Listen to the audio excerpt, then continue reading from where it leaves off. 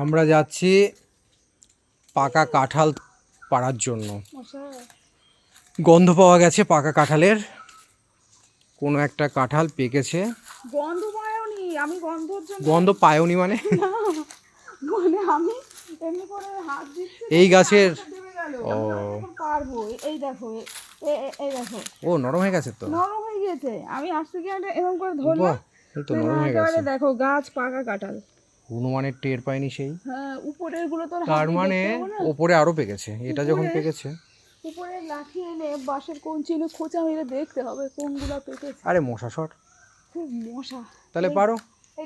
ও হেসো আনতে হতো তো। হেসো না, হেসোর দরকার কি?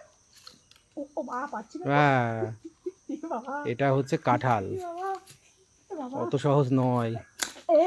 আরে গাছ এখনই ভেঙে পড়তো গো, গাছ ভেঙে পড়তো।